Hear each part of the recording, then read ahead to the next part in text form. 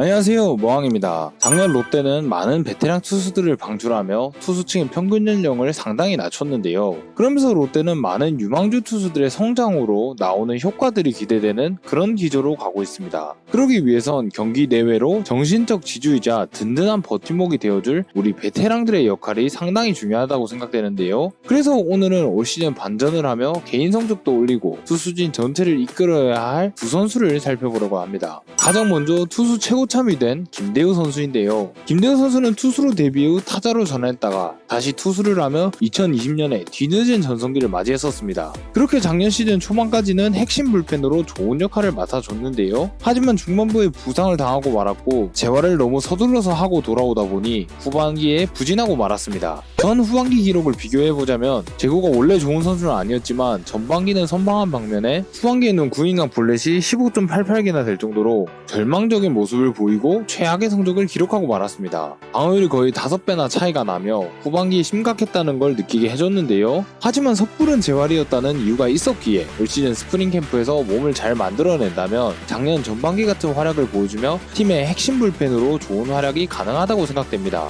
저는 김대우 선수가 몸만 잘 회복시킨다면 작년 전반기 성적을 근거로 좋은 활약을 해줄 거라고 믿음이 가는데요. 평소 많은 운동량으로 몸이 굉장히 좋았던 걸로 주목받았던 김대우이기에 충분히 가능하리라 믿습니다. 그렇게 핵심 불펜으로 활약하고 버티고 버티다가 뒤늦게라도 전성기를 맞이한 인간 승리의 아이콘이자 팀 내 최고참 투수로서 다른 어린 투수들에게 할 수 있다라는 걸 보여주는 기감이 된 선수가 됐으면 좋겠습니다. 김대우의 2022년을 응원해보겠습니다. 다음 선수는 89년생의 나이에 팀 내 투수 중 두 번째 고참이 된 진명호 선수입니다. 김대우 선수는 걱정이 조금 덜한 반면에 진명호 선수는 현재 롯데에 살아남은 투수 중 가장 위태로운 선수라고 느껴지는 선수입니다. 나왔다 하면 볼을 연속해서 던지며 많은 팬들을 답답하게 하고 좋은 성적을 기록하지 못했기 때문인데요. 하지만 많은 베테랑들이 방출을 피하지 못했는데 진명호는 살아남았습니다. 이에는 그럴 만한 이유가 있다고 보여지는데요. 먼저 전에도 언급했듯이 진명호는 팀 내에서의 실제 성적에 비해 저평가되고 있다고 생각합니다. 물론 다른 팀 불펜이었다면 쓰기가 애매한 성적이면 맞지만 롯데의 불펜이라는 점을 생각했을 땐 진명호는 준수한 성적을 보였던 것인데요. 자세한 내용은 위 영상을 참조 부탁드리겠습니다. 진명호가 이런 저평가를 받는 이유는 주자 유무에 따라 그 성적의 편차가 너무나도 컸기 때문이라고 생각되는데요. 진명호 선수는 주자가 없는 상황과 있는 상황이나 득점권에서의 결과가 너무나도 달랐습니다. 주자 없을 땐 2할 9푼 3리의 낮은 출루율을 기록한 반면에 있을 때와 득점권일 때는 각각 1할 2할씩이나 차이 나는 모습을 보였습니다. 이로 인해 이른바 분식이라 하는 승계주자 실점이 많아졌고 그로 인해 진명호에 대한 팬들의 원성이 심해졌던 걸로 보입니다. 하지만 이는 바꿔 말한다면 주자가 없을 때의 기록은 좋았기에 진명호 선수를 온전한 1이닝만 맞게 한다면 꽤 괜찮은 성적을 내게 되어 필승조로는 못 써도 필승조 외에 불펜이 약한 롯데에서 유용하게 쓸 수 있다는 말이 되는데요.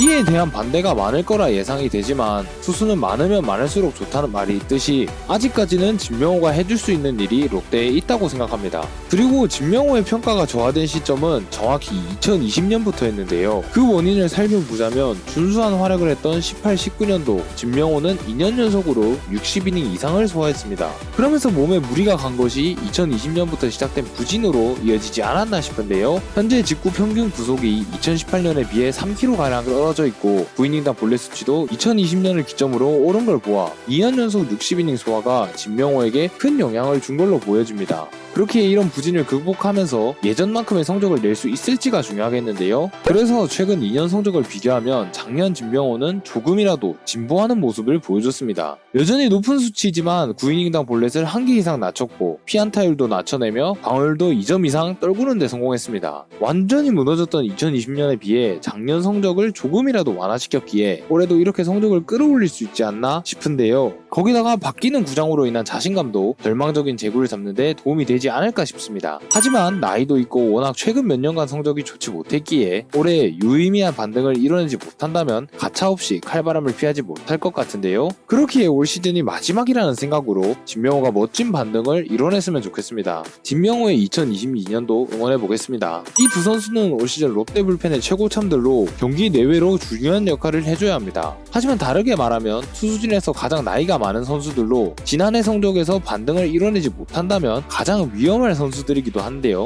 유망주 투수들이 많은 롯데이기에 올 시즌 그 어린 선수들이 가능성을 보여주며 성장하는 데 성공한다면 이 선수들의 입지는 더욱 좁아질 것입니다. 그렇기에 이 두 선수들은 마지막 불꽃을 불태운다는 생각으로 반등을 하며 불펜에 든든한 버팀목이 돼주면서 어린 선수들의 성장을 도모하여 두 선수들도 멋지게 자리를 잡음과 동시에 어린 선수들을 성장시키는 것이 팀에게도 가장 베스트 시나리오가 되겠는데요. 그렇기에 올 시즌 이 두 선수가 팀에서 어떤 활약을 해줄지도 상당히 중요한 요소라고 보여집니다. 부디 이 두 명의 베테랑이 마지막 불꽃을 불태우며 투수진에서 든든한 정신적 지주로 멋진 모습 보여주길 바라보겠습니다. 두 선수 모두 화이팅입니다.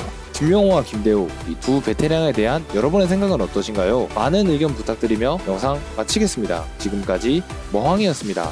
감사합니다. 롯데 롯데 롯데 롯데 승리의 롯데 화이팅!